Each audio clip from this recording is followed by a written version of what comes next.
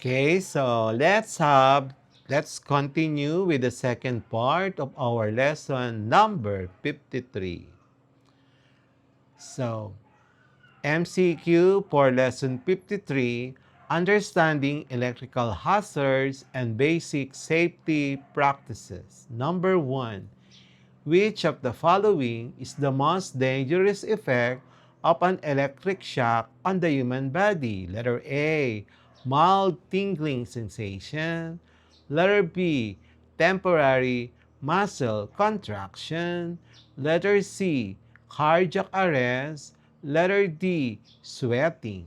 Number 2, what is the primary cause of most electrical accidents at home? Letter A, low voltage supply. Letter B, overloaded circuits. Letter C, proper grounding. Letter D, use of circuit breakers. Number 3, which unit measures electric current? Letter A, watts. Letter B, volt. Letter C, ampere. Letter D, ohm. Number 4, what is the main function of a fuse in an electrical circuit? Letter A, to increase current. Letter B, to break the circuit when current exceeds safe levels. Letter C, to store energy. Letter D, to measure voltage. Number 5, which of the following materials is a good conductor of electricity? Letter A, rubber. Letter B, plastic. Letter C, copper. Letter D, wood. Number 6, what is the first thing you should do if you see someone getting electrocuted? Letter A, pull them away immediately. Letter B, turn off the power source. Letter C, pour water on them. Letter D, call them loudly. Number 7, why is water dangerous when in contact with electricity? Letter A, water increases resistance. Letter B, water is an insulator. Letter C, water decreases conductivity. Letter D, water is a good conductor when impure. Number 8, which of these safety devices automatically cuts off power when leakage current is detected? Letter A, fuse. Letter B, circuit breaker. Letter C, ground fault circuit interrupter. Letter D, transformer. Number 9, what is the safe practice when unplugging an appliance? Letter A, pull the cord. Letter B, pull the plug firmly. Letter C, turn off the appliance and then pull the cord. Letter D, twist the cord before pulling. Number 10, which part of the body is most vulnerable to electric current passing through? Letter A, fingers. Letter B, skin. Letter C, heart. Letter D, hair. Number 11, which type of electrical hazard occurs when wires are damaged and their insulation is broken? Letter A, overcurrent. B, short circuit. C, grounding.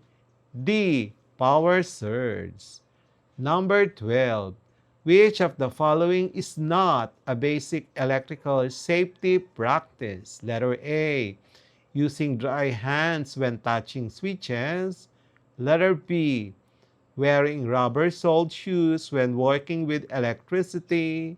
Letter C, standing on a wet floor when operating electrical equipment. Letter D, unplugging unused devices. Number 13, what is the main function of grounding in electrical systems? Letter A, increase resistance. Letter B, provide a safe path for fault current. Letter C, reduce voltage. Letter D, store electrical energy. Number 14, which of these appliances consumes the most electricity when left on?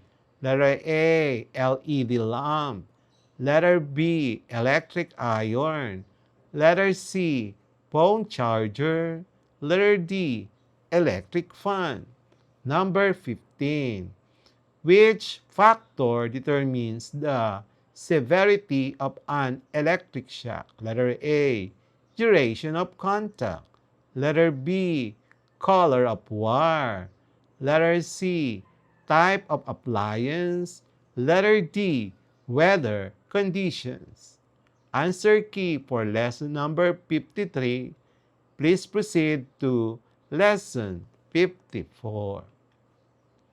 The answer key for lesson 52, how to save energy and how to use electricity wisely, is as follows. Ooh. Number 1, using energy. Letter B, using energy efficient high bulbs. Number 2, A, to save energy and reduce electricity bills. Number 3, A, refrigerator. Number 4, B, uses less electricity to perform the same task. Number 5, B, energy used by appliance when turned off but still plugged in. And then number 6, A, using natural light during the day. Number 7, letter D, LED bulb.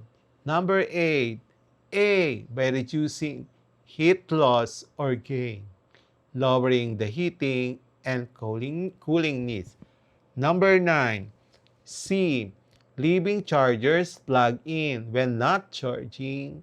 Number 10, to A, to reduce bills and conserve resources. And that's it for today's lesson here on Smile Road. If you learned something new today, don't forget to hit that like button and share this video with your classmates. And make sure to subscribe and tap the notification bell so you'll be the first to know when a new lesson drops. This is Sir M, reminding you that learning doesn't stop after the bell rings. Keep asking, keep exploring, and always walk the road of knowledge with a smile. Smile Road, where curiosity meets discovery. Bye-bye. See you in our next lesson. Thank you, everyone.